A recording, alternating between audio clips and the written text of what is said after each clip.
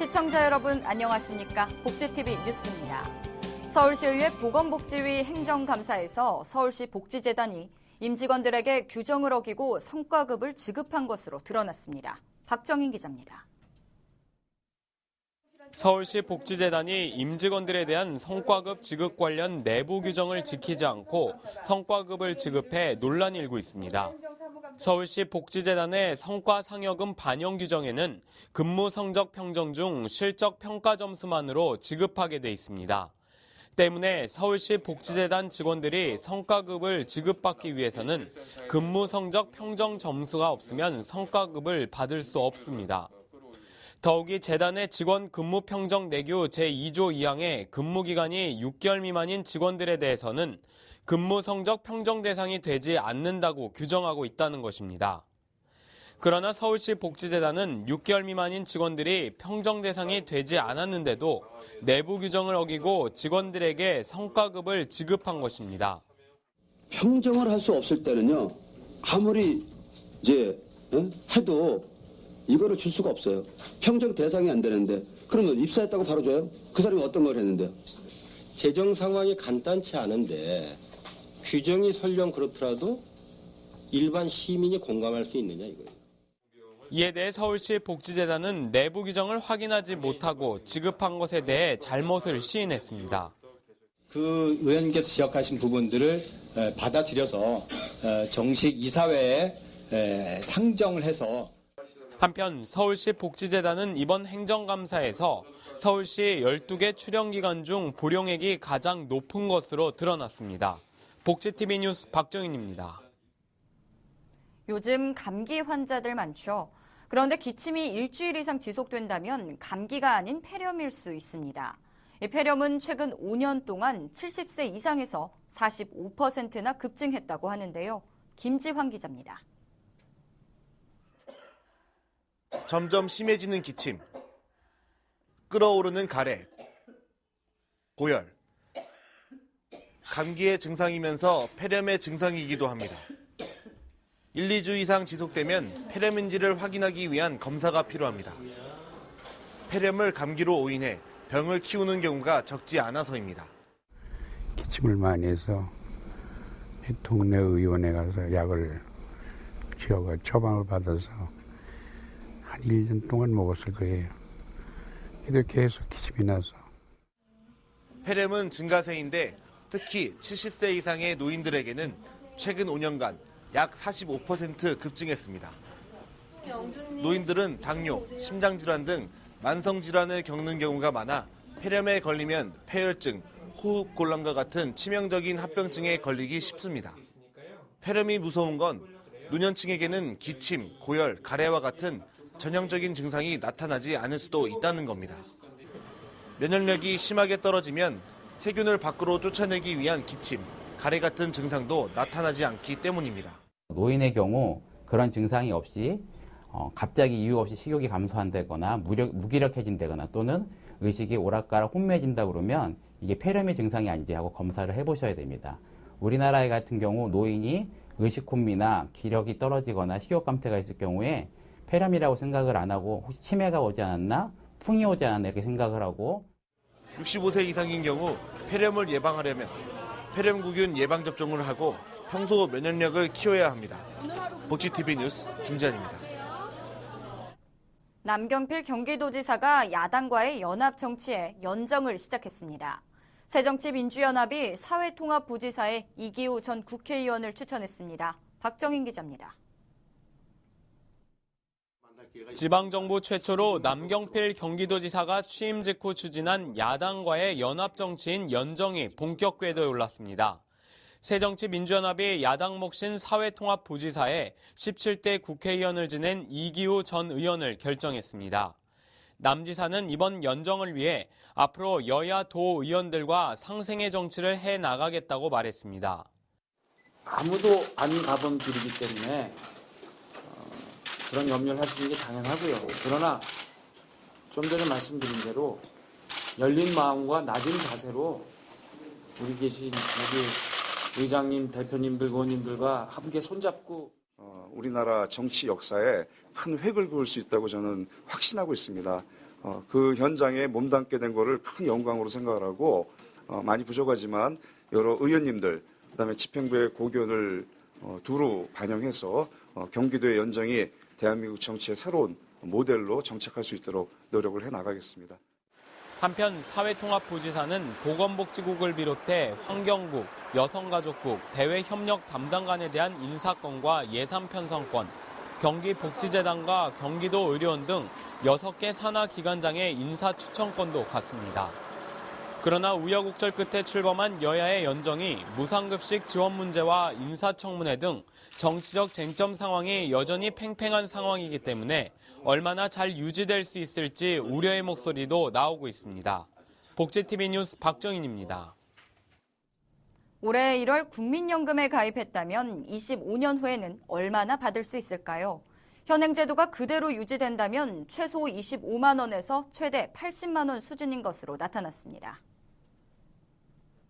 현재 국민연금은 가입자의 월 소득액에 월 보험료율 9%를 매겨 가입 기간과 납부한 보험 금액을 바탕으로 산정되고 있습니다. 다만 고소득자나 저소득자라도 소득 상한액과 하한액 기준 안에서 보험료를 내도록 하고 있습니다. 하지만 이런 연금 수령액 수준은 경제활동을 하면서 벌어들인 생애 평균 소득과는 큰 차이가 있다며 국회 예산정책처는 정부는 국민연금 사각지대를 해결하고 실질적인 가입 기간을 늘려 실제 소득 대체율이 목표 소득 대체율에 근접할 수 있도록 해 국민연금의 노후 소득 보장 기능을 강화해야 한다고 강조했습니다. 우리나라 노인 인구의 경제활동 참가율이 선진국보다 2배 이상 높은 것으로 나타났습니다. 반면 여성의 경제활동 참가율은 평균을 한참 밑도는 것으로 조사됐습니다. 한국경제연구원은 OECD 고용 선진국에 비해 우리나라는 25세에서 54세 여성 경제활동 참가율이 현저히 떨어지는데 출산과 육아기를 기점으로 하락하는 M자형 생애주기 패턴 때문이라며 여성의 경력 단절 방지가 시급하다고 지적했습니다. 또한 65세 이상 남녀 경제활동 참가율의 증가에 대해서는 생계를 위해 일자리를 찾는 노인 인구가 늘어나고 있기 때문이라며 고령층을 위한 선별적 복지 확대와 맞춤형 일자리 제공이 필요하다고 말했습니다. 2016학년도부터 서울 시내 유치원의 학급당 정원이 줄어들고 내년부터는 시내 공립유치원의 행정 업무를 전담할 교무행정 실무사가 배치됩니다. 서울시 교육청이 발표한 유아교육 발전을 위한 종합계획에 따르면 2016년부터 공립유치원의 학급당 정원을 지금보다 2명씩 줄여 만 3세 유아는 16명 이하, 만 4세는 22명 이하, 만 5세는 26명 이하로 조정합니다. 또 내년부터는 시내 공립유치원 중 공립학교 병설유치원 15곳에 교무행정 실무사를 시범 배치해 누리과정 학비 지원 업무 등 각종 행정 업무를 담당하도록 했습니다. 안전지킴이 운동본부가 음악회를 통해 안전 문화를 전파하고 나섰습니다. 특히 이번 음악회는 청소년과 지역 주민이 함께하는 무대로 꾸며졌다는데요. 박성호 기자입니다. 지난 17년 동안 청소년의 일탈 방지와 안전문화 정착에 이바지해온 안전지킴이 운동본부가 포항 창포중학교 목련관에서 2014 창포축제 및 제4회 212 새마을음악회를 개최했습니다. 안전지킴이 운동은 생활 속에서 실천 활동을 전개하는 것이고 우리 학생이나 교사, 학부모, 교육 공동체와 지역 주민이 함께하는 문화운동으로 성화 발전되고 있습니다. 개방, 공유, 소통, 협업을 이루어서 민간군이 다 같이 뜻을 합해서 한마음 한뜻으로 안전활동을 전개해 나갔으면 하는 그런 바람입니다. 이번 행사에는 포항 색소폰 오케스트라에서 추억의 영화 OST, 신명가요 등을 연주해 깊어가는 가을밤의 낭만을 선사했습니다. 학생들이 1년 동안 자신의 꿈과 길을 향해서 열심히 노력하고 준비한 것을 마지막 한 해를 마무리하면서 그 발표회 장을 가졌습니다. 앞으로 저희들 축제를 주민들과 함께 하기 위해서 많은 홍보를 해서 많이 소통하도록 노력하도록 하겠습니다. 이날 창포중학교 학생들도 노래와 댄스로 관객들에게 즐거움을 선사했으며 안전지킴이 운동본부는 앞으로도 음악회를 통해 지역민과 소통하며 나아가 안전문화를 선도하는 NGO로서 역할을 다하겠다고 말했습니다. 포항에서 복지TV 뉴스 박성호입니다.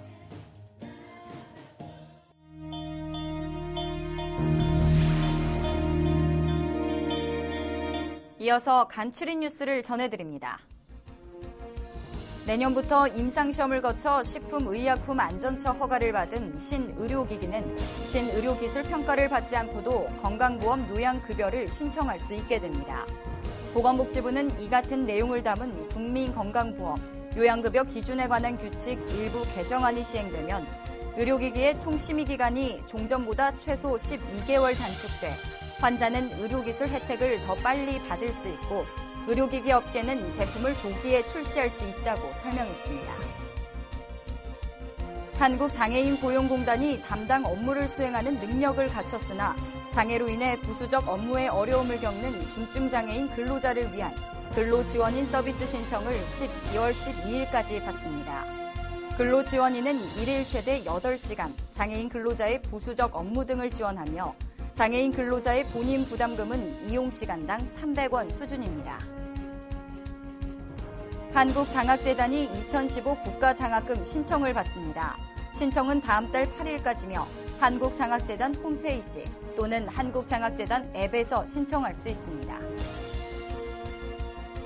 충북 지역 장애인 기업을 지원할 장애인 기업 종합지원센터 충북지역센터가 문을 열었습니다. 청주시 흥덕구 강서동에 들어선 센터는 326제곱미터 규모로 창업 보육실 8개, 회의실 등을 갖췄고 도내 장애인 기업을 대상으로 창업 교육과 컨설팅 등 종합적인 지원 서비스를 제공합니다. 장애인과 비장애인이 함께하는 제11회 반딧불이 예술제가 오는 27일부터 29일까지 경기도 용인 문화예술원에서 열립니다. 장애인 문화예술단체인 반딧불이의 이번 축제는 다양한 공예 작품 전시와 풍물과 무용, 합창, 연극 등 다양한 공연이 이어집니다.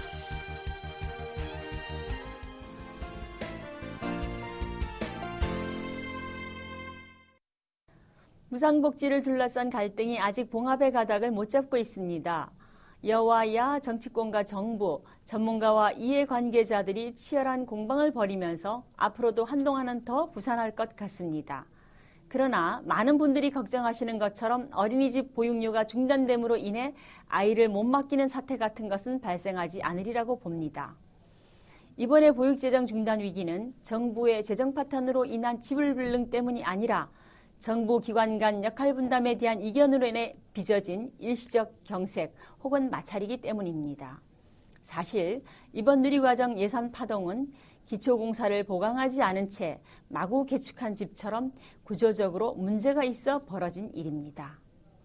무상급식과 반값 등록금, 보육예산 확대에다 올해는 기초연금까지 정말 몇 년 사이에 많은 대형 복지 예산이 차례로 얹히는데 그 하중을 견딜 세수 기반이나 정부 간 역할 분담선이 명확하지 않았습니다. 그러다 보니 그 하중을 견디지 못하고 제일 약한 고리에서 파열음이 터져나오고 있는 상황입니다. 작년에 이어 올해도 경제 사정이 크게 호전되지 않고 있는 상황이라 더 그런 것 같습니다. 형편이 이러하니 이참에 우리는 반드시 늘려야 할 복지가 무엇인지, 그리고 복지 예산들 간의 우선순위는 어떻게 되어야 하는지 등에 대해 정밀하게 숙고하는 기회를 가졌으면 합니다. 그리하여 세수 확대 방안은 물론 현재 집행하고 있는 예산이라도 재검토해서 불효불급한 것은 배제하는 계기를 만들었으면 합니다. 복지방송 시청자 여러분, 그럼에도 우리나라 복지는 앞으로 꾸준히 확대될 것입니다. 특히 미래를 위한 투자로서 아동이 있는 가족을 위한 예산은 점차 확대해 나가는 것이 바람직합니다. 국가의 미래는 세입자원을 산출할 인재를 길러내는 데 달려있다는 점에서 당장의 재정 건전성도 문제지만 미래의 재정 건전성을 담보하는 일이 또한 중요하기 때문입니다. 감사합니다. 이야기가 있는 시간, 오늘의 한 컷입니다.